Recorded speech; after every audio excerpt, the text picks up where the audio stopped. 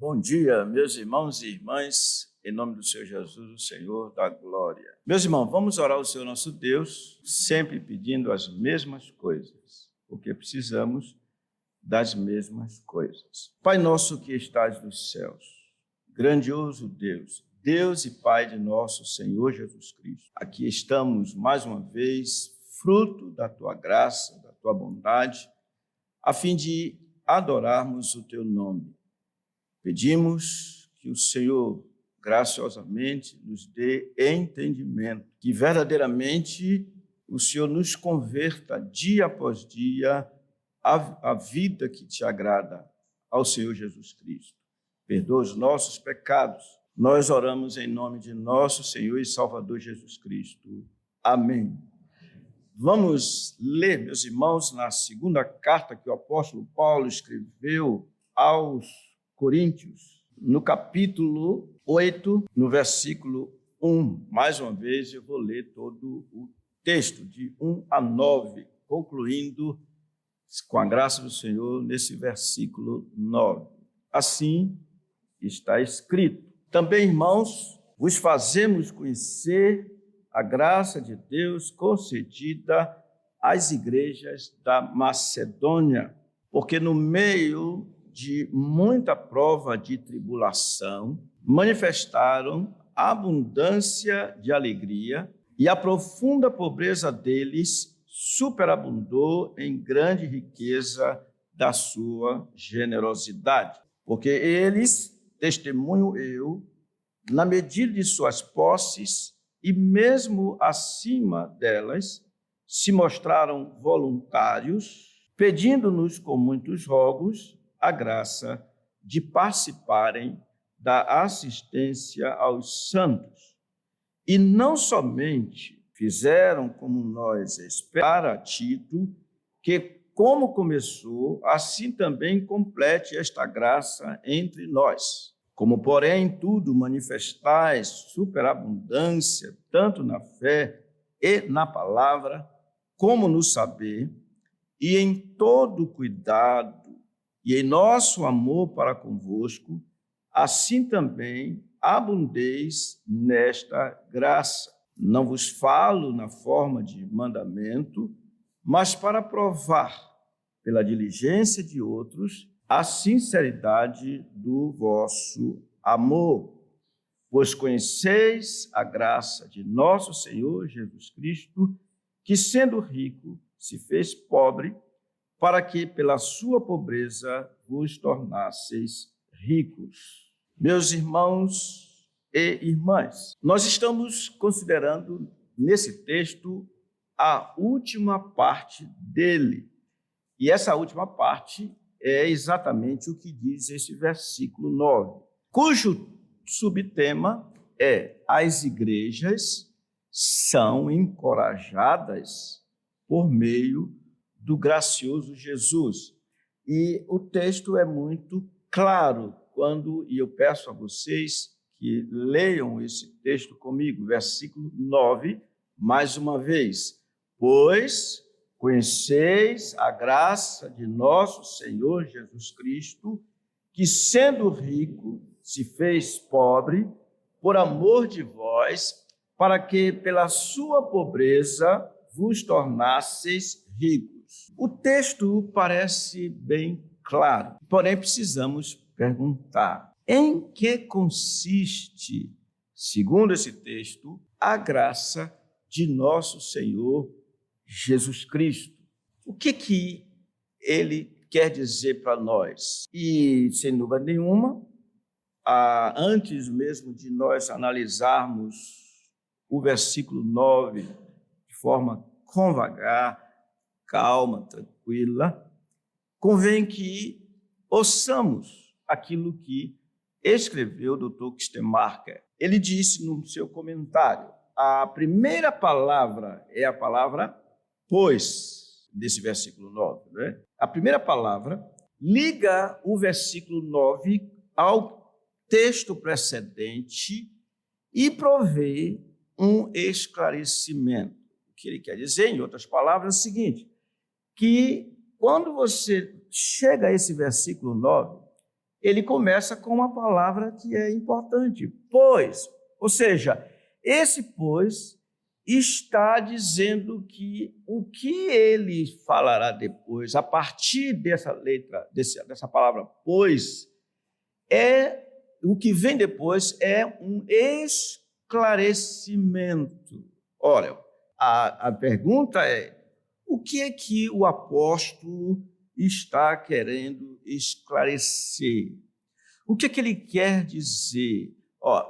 Vocês, está dizendo ele, vocês, porque vocês conhecem a graça de nosso Senhor Jesus Cristo. E o mesmo Cristemar, falando sobre aquilo que é o conhecimento, ele acrescentou algo dizendo assim: Paulo direciona seus leitores não para as igrejas da Macedônia, ele faz isso, mas agora, antes era só as igrejas. Veja o que as igrejas estão fazendo, veja como elas estão cheias da graça. Mas agora ele direciona os coríntios para Jesus Cristo.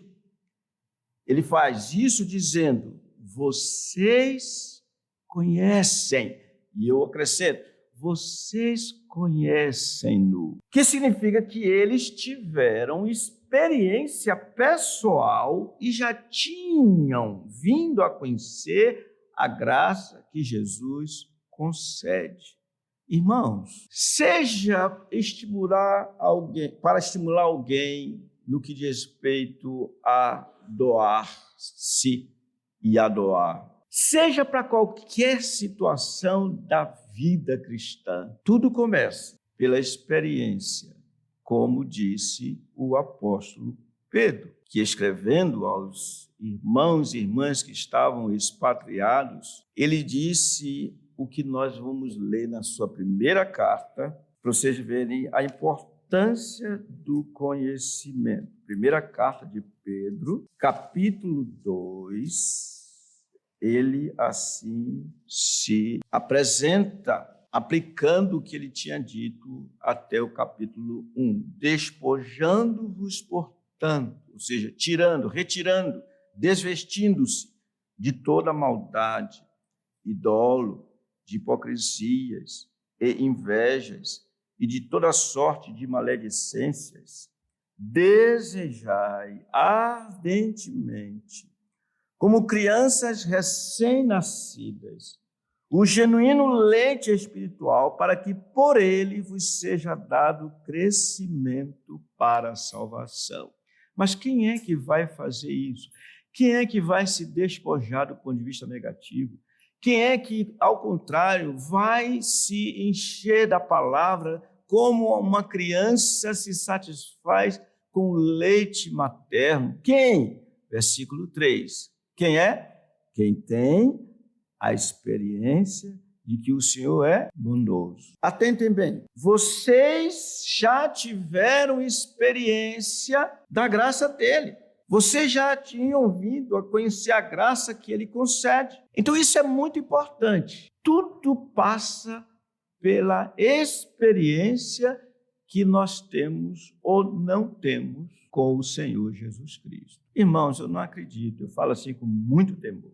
Eu não acredito que uma pessoa que já teve a experiência de que o Senhor é bondoso fique acostumada a não congregar-se. É impossível, eu disse, acostumada a não congregar-se. Somente os que não têm essa experiência quando eu digo experiência, é coisa pessoal, de conhecê-lo, de vê-lo do ponto de vista da fé, de saber que ele deu a sua vida em resgate por muitos. É impossível que tais pessoas deixem de se congregar. Daí, se pode aplicar em todas as situações da vida. Então, realmente, eles, os coríntios, podiam falar de experiência própria e testificar deste conhecimento. Eles pertenciam a Jesus Cristo e recebiam dele indizíveis bênçãos espirituais e materiais. Olha, irmãos, a gente precisa seriamente pensar, examinar a nossa própria fé. Porque não era para ser como alguns estão agindo, fazendo. Volto a dizer, falo com temor. Porque parece às vezes que nós vimos para a igreja arrastado. Ou então, quando se fala de contribuição, a coisa fica mais difícil ainda. Quando, na verdade, as duas coisas são privilégios. O primeiro, à luz daquilo que o salmista disse: alegrei-me quando me disseram, vamos à casa do Senhor. A segunda é que a experiência de que o Senhor, Jesus Cristo, num esforço hercúleo e inigualável, deixou a sua glória, veio a essa terra para salvar pecadores. E isso deveria conduzir-nos, no mínimo, como discípulo deles, a fazer discípulo. E para fazer discípulo é necessário doar-se, é necessário doar. Então a pergunta que fica para nós nesta manhã é a seguinte: nós já temos experiência de que o Senhor é bondoso? Temos que responder essa pergunta, porque se a resposta for negativa, o que está em jogo é o nosso futuro eterno. Não se trata de doações, não se trata de congregações, de congregar-se, mas é mais que isso, é o nosso destino eterno. Vocês estão entendendo o meu apelo nesta manhã? Vocês estão entendendo? À luz do que está aqui escrito.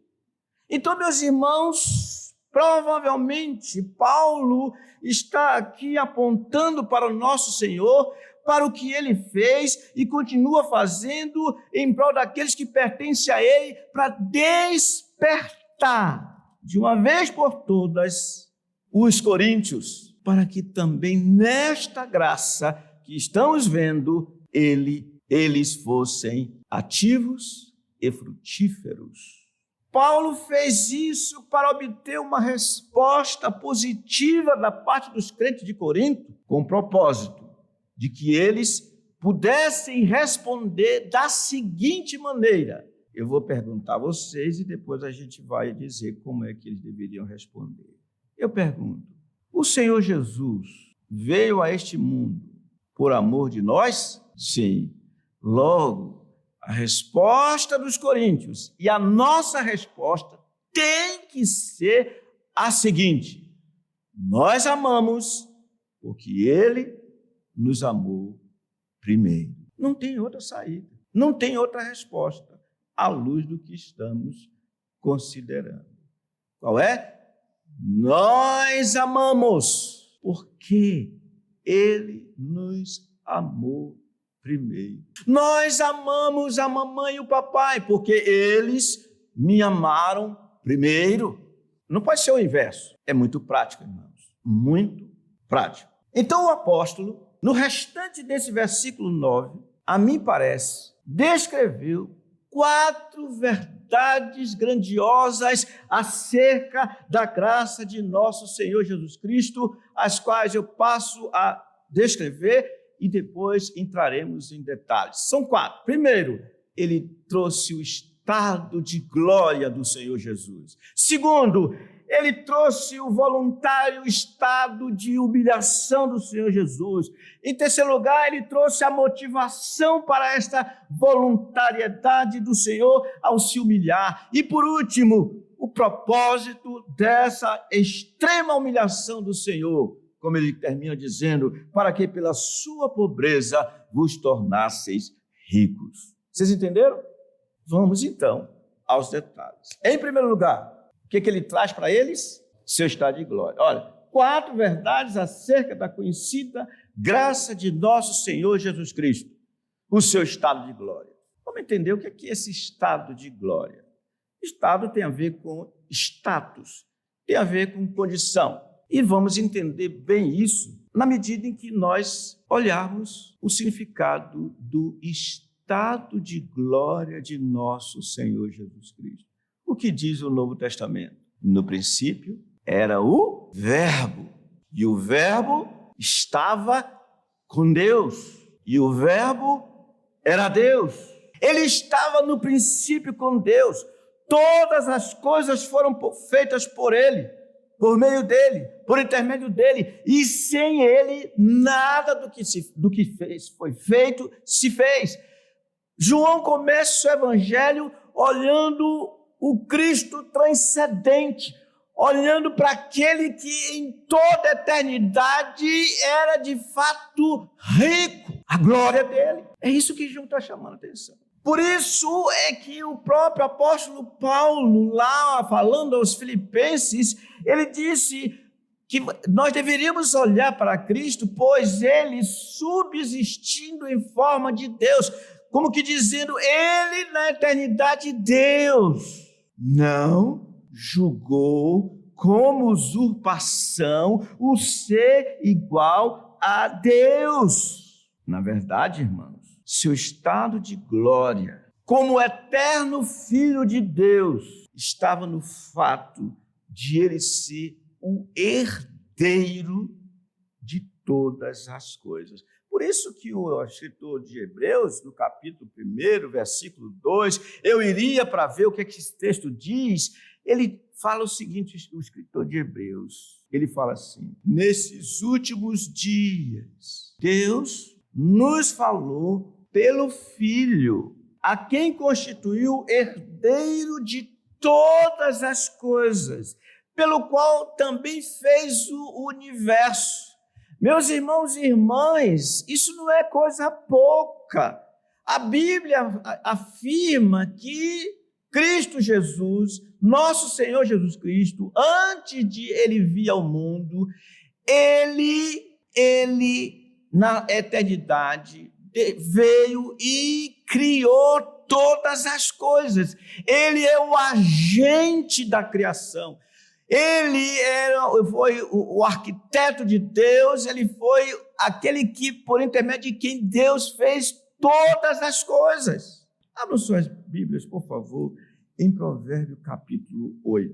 Os teólogos, vários teólogos, imaginam que o que nós vamos ler agora tem a ver com Cristo na eternidade. Versículo 22. O Senhor me possuía no início de sua obra, antes de suas obras mais antigas. Desde a eternidade fui estabelecida, desde o princípio, antes do começo da terra.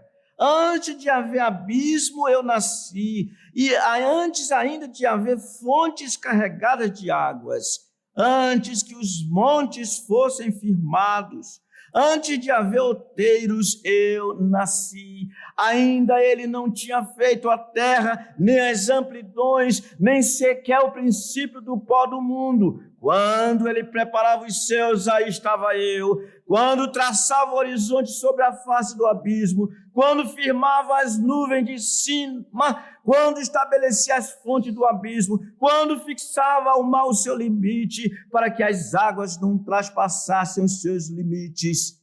Quando compunha os fundamentos da terra, então eu estava com ele e era seu arquiteto. Dia após dia eram as suas delícias, folgando perante ele em todo o tempo, regozijando-me no seu mundo habitável e achando as minhas delícias com os filhos dos homens. Irmãos, Salomão coloca o que nós lemos como a sabedoria de Deus. Mas que é a sabedoria de Deus? Ouçamos o Novo Testamento dizendo assim, mas vós sois deles, da parte de Deus, que se nos tornou sabedoria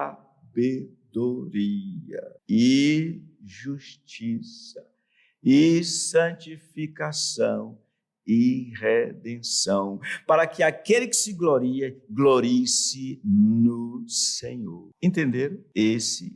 Essa é a descrição do seu estado de glória. Glória que ele vindicou ao Pai em João capítulo 17, quando disse, Pai, glorifica teu Filho, para que o Filho glorifique a ti. E ele fala de voltar para a glória que ele tinha antes de haver mundo. Irmãos, esse estado de glória do Senhor está sendo aqui apresentado aos coríntios, dizendo: essa era a posição dele antes de vir ao mundo, o Senhor da glória. Alguma pergunta? O Velho Testamento também coloca ele sendo como Senhor dos Exércitos. Isso também é o estado de glória? Bom, estado de glória é tudo que diz respeito a ele antes da sua encarnação. No Antigo Testamento, o que nós chamamos de,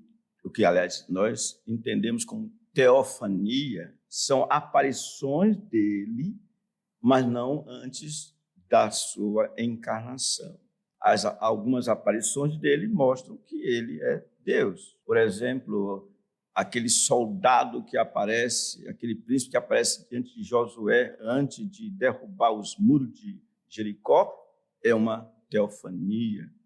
A sarça ardente, o anjo que entregou a lei a Moisés, mas a gente não pode dizer que o estado de glória tem a ver com antes da fundação do mundo e antes da vinda dele até aqui. Tudo bem, irmãos? Podemos prosseguir, então? Em segundo lugar, Paulo apresenta o seu estado de humilhação. O que é que ele diz? Olha, irmãos, isso não é coisa pouca, não. A graça dele está em ele deixar o seu estado de glória, sendo rico, se fazer pobre. Irmãos, às vezes a gente olha para a pobreza com uma pobreza impressionante. Rico de ignorância e pobre de sabedoria. Pobreza não é algo positivo. O que é pobreza? A pobreza tem a ideia de necessidade. O pobre é o que mais necessita, e necessita de coisas básicas, corriqueiras. Se queremos saber o que significa ser pobre, olhemos para ele relatado nos evangelhos, melhor dizendo. Ei-lo na sua pobreza. Literalmente falando, ele se fez pobre, ou seja, bem pobre. Ele nada possuía. É muito interessante ver o cumprimento de Isaías capítulo 11. Quando lá está escrito assim, que da raiz de Jessé sairá um rebento, da raiz, algo que está lá sem esperança. A família de Davi, que era uma família real, ela decaiu, e quando estava como que sem nenhuma esperança, ele cegou, encontrando pobreza. Na verdade, tão pobre ele era que se tornou e foi designado servo. Sim, servo. Por isso, Paulo também o retrata, depois de falar da sua glória, em Filipenses capítulo 2, ele então passa a mostrar a sua humilhação, quer dizer, a sua pobreza, dizendo: antes a si mesmo se esvaziou da sua divindade, assumindo a forma de servo, tornando-se em semelhança de homens e reconhecido em figura humana, a si mesmo se humilhou, sendo obediente. Servo é alguém que não manda. Ele é servo e ele foi chamado de servo o quê? Sofredor. Irmãos, a humilhação dele já começou quando no ventre materno o Senhor fez Maria conceber. O Senhor da glória, o Criador do universo, ganhou forma humana, ainda que sem a concorrência do homem. Isso é humilhação. Sendo rico, se fez pobre. E quero dizer, irmão, de antemão, pelo contexto desse versículo 9, todos nós, desde Adão, após a sua queda, nascemos pobres, inclusive de dignidade. Todos nós fomos concebidos em pecado. Todos nós. Irmãos, vocês já perceberam o que significa corpo de humilhação? O mais rico dos homens, até o mais pobre dos homens, passam pela mesma experiência. Se não se cuidar, as bactérias alcançam o seu corpo, produzindo mau cheiro. As coisas que ingerem devem ser lançadas em lugar escuso, que só a própria pessoa suporta, e a si mesmo ela suporta até que ela dá descarga para jogar fora o que ninguém consegue suportar. Isso é corpo de humilhação. É a necessidade de escovar dentes, de lavar a boca, porque senão sai coisa estragada, peixe podre do interior do ser humano, porque é corpo de humilhação. E eu estou falando do ponto de vista meramente físico, do organismo. Vocês já notaram que não tinha por que nós nos ensoberbecermos, irmão? Na realidade, não tem por quê. Por que olhar para o irmão e achar que ele é pior do que eu, se até do ponto de vista físico orgânico, não tem diferença, a não ser da cor externa, mas não tem diferença. Por isso que todos vão para o pó e para a terra virar no pó. Não tem por que se orgulhar se temos um corpo de humilhação que se decompõe. Pasmemos! Ele se fez pobre quando se deixou vir através de uma concepção e assumiu a nossa natureza humana, igualzinho a nós no que diz respeito à sua humanidade, corpo igual ao nosso. E como era pobre do ponto de vista humano, que eu já provei que todo mundo é pobre, né? Já provei, não já? Ele assumiu a nossa pobreza, a nossa natureza. E agora vamos vê-lo. Nasceu numa manjedoura. Não veio como rei, não, veio como pobre.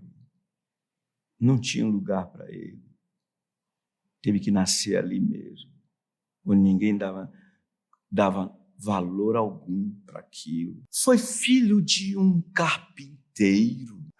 Hoje, quantos de nós pensamos assim: quero trabalhar para que meus filhos estudem Harvard. Uau! Uma das maiores universidades do mundo. Quero que eles estudem Harvard, que eles sejam gente, que eles tenham realização, que eles se realizem profissionalmente falando. O José não podia pensar nisso, não tinha recurso. Como estudar nas escolas dos filhos dos fariseus? Como? Não, teve que ir para o ofício, aprender a ser carpinteiro, para sustentar a casa, ajudar no sustento da casa. Vocês percebem, irmãos, a loucura que é a nossa vida, nosso pensamento? E quero dizer, pena que muitos deixaram de vir ontem para o encontro com os casais. Quando nós ouvimos dizer assim: se o Senhor não edificar a casa, em vão trabalham os que edificam. E nós entendemos que a edificação da casa tem a ver com o aspecto físico e também o espiritual. De maneira que se alguém prospera do ponto de vista humano, físico, e não prospera espiritualmente falando, está arrasado, porque que adianta um homem ganhar o mundo inteiro e perder a sua alma? Doutores, e daí? Que importa, doutores, na hora de entrar no céu?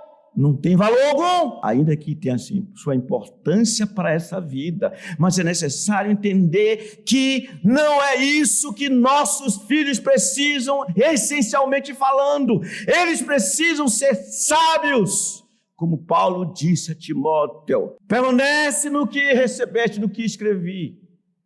Sabes as sagradas letras, que podem tornar-te sábio para a salvação que está em Cristo Jesus com eterna glória. É loucura, meus irmãos, quando os pais dão atenção total para que seus filhos sejam bem-sucedidos, e você pergunta: só nesse âmbito horizontal? Que loucura! Por isso que muitos chegam na idade da adolescência, caem fora. Por quê? Não aprenderam a amar a Jesus, que é a verdadeira sabedoria. Vocês estão entendendo? Ele não, sendo rico, se fez pobre, filho de carpinteiro. Além disso, teve o seu ministério sustentado por mulheres, como está registrado lá em Lucas capítulo 8, versículo de 1 a 3. Leiam, por favor. Interessante, que humilhação. O dono de tudo sendo sustentado por mulheres. Lucas 8 diz assim: aconteceu depois disto que andava Jesus de cidade em cidade, de aldeia em aldeia, pregando e anunciando o evangelho do reino de Deus, e os 12 iam com ele, e também algumas mulheres que haviam sido curadas de espíritos malignos e de enfermidades, Maria, chamada Madalena, da qual saíram 7 demônios, e Joana, mulher de Cusa, procurador de Herodes, Susana e muitas outras. Leiam comigo, por favor. As quais lhe prestavam assistência com os seus bens. Isso é humilhação, irmãos? Pois não. A pergunta do irmão ele fala com temor, mas é possível comparar a pobreza do ser humano com a pobreza de Jesus? Porque ele era rico, ele era o Senhor de todas as coisas e se fez pobre. E nós não, já nascemos pobres. Podemos fazer essa comparação? Podemos. E estamos fazendo. Vamos lá. Eu descrevi aqui pobreza como sendo um estado de necessidade.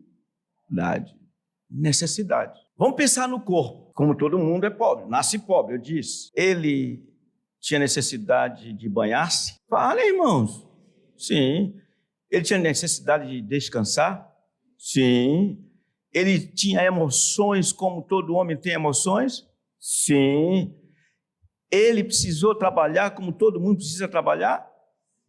Então, ele era igual a nós. Ele tinha necessidade como todo homem tem necessidade. Aliás, é o que Hebreus capítulo 4 diz, que ele sabe o que é padecer, ele conhece as nossas fraquezas, ele conhece as nossas necessidades. Então, a pobreza é igual. A diferença é que ele era rico e se fez pobre. E nós somos pobres e queremos ser o quê? Do ponto de vista errado. Essa é a diferença. Porque se você ver, nós somos bobos e tolos. Porque colocamos a nossa confiança no que não é nada, o que se desfaz, o que passa. Bobagem, loucura, insensatez. Nós somos assim. Não é verdade que quando alguém compra um carro novo, a sensação que tem é, puxa, tem um carro novo, esse carro nunca vai acabar. Na hora pensa assim, nunca vai acabar. Aí a primeira 10 minutos depois entra no poste. Talvez até escape, para ver que não põe a sua confiança naquilo que não é nada. Opa, agora vai. Respondi sua pergunta? Sim, senhor. A pergunta do irmão é que a pobreza, quando o senhor se refere, o senhor traz ela como negativa. O senhor traz ela como negativa no sentido do que o Senhor Jesus passou, né, do estado que ele veio, ou então a questão econômica, social do homem? É isso? A pobreza que o Senhor Jesus experimentou é a nossa pobreza. É a nossa pobreza, só que a diferença está naquilo que eu falei, porque ele tinha consciência de que não devia colocar a sua esperança nas coisas desse mundo. Mas ele passou as necessidades que os pobres passam. Olha o que eu disse. Ele passou pelas necessidades que os pobres passam. Vocês já notaram, vocês já foram ao cemitério, já viram como as pessoas são sepultadas e depois de alguns dias se erguem mausoléus, se erguem, até nisso, coisas bonitas. Eu não estou dizendo que é errado, mas até isso é feito. As pessoas pagam para fazer seu dinheiro para que isso seja feito. Ele teve onde ser enterrado? Dele tinha de recurso para isso? Não, não tinha. O túmulo que ele utilizou foi emprestado. Era de José de Arimateia. E a Bíblia diz assim, com o rico esteve na sua morte. Se ela está dizendo com o rico esteve na sua morte, porque Isaías estava retratando a pobreza dele, o servo sofredor. Então, é parecido com a pergunta dele. não tem saída. A pobreza que ele experimentou é a nossa pobreza. Só que nós nos enganamos e chegamos ao ponto de depositar nossa esperança nas coisas que são passageiras. Tudo bem? Se a pobreza é negativa, a pobreza é negativa. Irmãos, como é que a Bíblia retrata a pobreza? Eu pergunto, ele citou Tiago, capítulo 5. Tiago se esforça pela ação do Espírito Santo para dizer aos irmãos, tenham cuidado com os pobres. A pobreza é tão negativa que os irmãos nem querem saber dos pobres. Sim, os irmãos não querem saber dos pobres. Tem que ter assim, cuidado, irmãos, os ricos, eles levam vocês para o tribunal e tiram as coisas de vocês. Não maltrate os pobres. É negativa a pobreza. Ou o Senhor Jesus não foi desonrado, vilipendiado, maltratado porque era filho de carpinteiro. Quando lá em Lucas capítulo 4, ele, depois de ler a escritura de Isaías, disse, hoje se cumpriu a palavra que acabaste de ouvir. E aí então começaram, não é esse o filho de José? Como é que um cara desse, o pobre carpinteiro, pode falar de forma tão bonita como ele fala? E desdenharam dele. Isso é fruto da pobreza. Pobreza é algo negativo. Eu pergunto, irmãos, no céu vai ter pobre? Eu vou perguntar de novo. No céu vai ter pobre? Não, irmão, não teremos necessidade de nada, porque teremos tudo. Teremos a Deus, teremos a Jesus. A pergunta do outro irmão, qual é, irmão, que você quer perguntar? Pelo que eu entendi, que o irmão perguntou, ele começa trazendo um texto que o senhor está trabalhando, que ele se fez pobre para que nós nos tornássemos ricos. E ele, então, pensa que está falando acerca disso, é a salvação que o Senhor Jesus trouxe para nós. E então ele traz algumas estratégias que são usadas para ou evangelizar ou trazer pessoas. Não sei se é a palavra evangelizar que ele quer dizer. E como algo negativo. Então, o que eu entendi é se vale a pena usar dessas estratégias, até como ele traz o que Paulo fez, firme judeu para com judeu, e esses exemplos que ele dá para trazer pessoas. Tem um elemento aí que faltou colocar na sua exposição, do que ele disse. Ele disse o seguinte, ele citou pessoas que usam de meios estranhos, dizendo que, eu estou agindo como Paulo agiu. Não é isso? Não é isso? Certo. Então, acrescentando esse aspecto, esses tais que fazem, por exemplo, eu vou entrar na Marquês de Sapucaí, vestido de mulher, dançando no carnaval, para ganhar os que estão por lá. Esses tais usam o apóstolo Paulo de forma indevida. Porque o apóstolo Paulo, quando disse que se fez, procedeu como judeu, compara com judeu como judeu, etc., etc., ele começa dizendo assim, olha, porque sendo livre de todos, fiz-me escravo de todos, a fim de ganhar o maior número possível. Sabe o que quer dizer livre? Ele não tinha nenhum problema com os judeus que pensavam diferente dele, mas ele se fazia como se fosse judeu ligado àquele cerimonial, ainda que ele não visse o cerimonial como valendo. Vocês lembram em Atos, quando ele até fez um jejum para ver se acalmava os judeus, fez de acordo com a lei, ele era livre de todos. Esses tais vão para lá para curtir, e depois fica com essa história de dizer que, não, eu posso fazer isso, aquilo, outro. Todas as coisas são lícitas, mas nem todas convêm. Todas as coisas são lícitas, mas nem todas coisas, aliás, nenhuma delas deve nos dominar. Então, é ser livre de todos. Continuo dizendo, irmãos, ser pobre é algo negativo. Ainda que todos nós nascemos como pobres. Falei várias coisas sobre isso. Todos nós nascemos pobres. Ele, inclusive, quando nasceu, foi pobre. Sendo rico, se fez pobre. Eu já expressei para vocês. Volto a dizer, o nosso corpo é de glória ou de humilhação? É de humilhação. O dele também. Sim, senhora. Então a pergunta da irmã é se essa argumentação sua, que ser pobre é negativo, é uma visão do homem ou uma visão de Deus? Porque o próprio texto de Tiago traz que ser pobre diante de Deus é algo positivo. Então, o que o senhor tem a dizer sobre isso? Eu vou dizer assim, ser pobre é negativo na visão de Deus e na visão humana.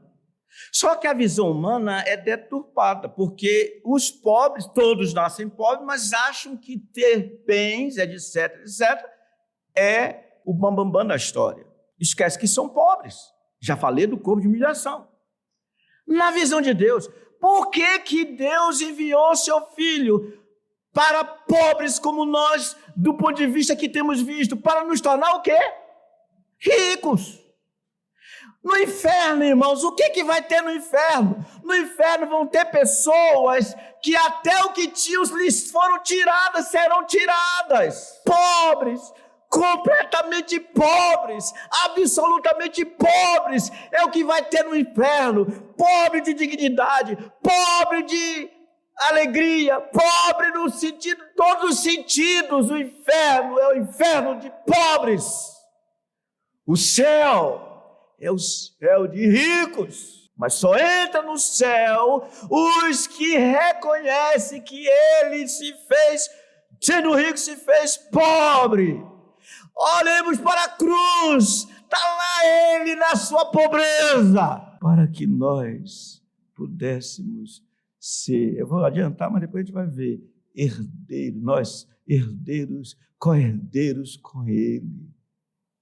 É isso. Pobreza é negativa, porque a pobreza expressa a necessidade de uma pessoa. Você vai numa casa, você percebe uma casa de pobre, de uma casa faz diferente da casa de um rico. A casa de pobre você diz assim, puxa, não tem nem banheiro, cadê a pintura? Uau, que pratos são esses? Uau, uau, uau. Pobreza. Você vai na casa do rico, você fica assim, estatalado. Você vê a diferença. Então, do ponto de vista humano, ser pobre é negativo. Mas do ponto de vista de Deus, como é que ele vê a humanidade, irmãos? Pobres. E ai daqueles que não se converterem. Porque até o que eles têm, lhes será o quê? Tirado. Paupérrimos, absolutamente paupérrimos, no inferno, que é lugar de pobres, pobres, pobres. E eu termino mostrando que na visão de Deus é assim. Vocês lembram? Havia um homem rico, que, aliás, não é Lucas 19, Lucas 16, 19. Havia certo homem rico que se vestia de púrpura e de linho finíssimo, e que todos os dias se regalava esplendidamente. Havia também certo mendigo chamado Lázaro, coberto de chagas, que jazia à porta daquele, e desejava alimentar-se das migalhas que caíam da mesa do rico, e até os cães vinham lamber-lhes as úlceras. Aconteceu, morreu o mendigo e se levado pelos anjos para o seio de Abraão. Morreu também um rico e foi sepultado. No inferno, estando em tormentos, levantou os olhos e viu Abraão e Lázaro no seu seio. Então, clamando, disse: Pai Abraão, tem misericórdia de mim e manda Lázaro que molhe em água a ponta do dedo e me refresque a língua. Inferno é lugar de pobreza, não há águas para refrescar ninguém. E olha o que Abraão respondeu para ele. Disse, porém, Abraão, versículo 25, filho, Lembra-te que recebeste os teus bens em tua vida, e Lázaro igualmente os males. Agora, porém, aqui ele está consolado, tu em tormentos. Pobreza é algo negativo do ponto de vista de Deus e também do ponto de vista humano, mas só reconhece a sua pobreza aqueles que o Senhor abre os seus olhos e mostra a miséria que é a sua própria vida, a natureza humana, em todos os sentidos. Então ele clama, como Davi: eu sou pobre e necessitado, porém o Senhor cuida de mim. Está lá no Salmo 40. Davi, rico, rei, dizendo, eu vou repetir, eu sou pobre e necessitado, porém o Senhor cuida de mim. O que a gente diz, irmãos? Amém.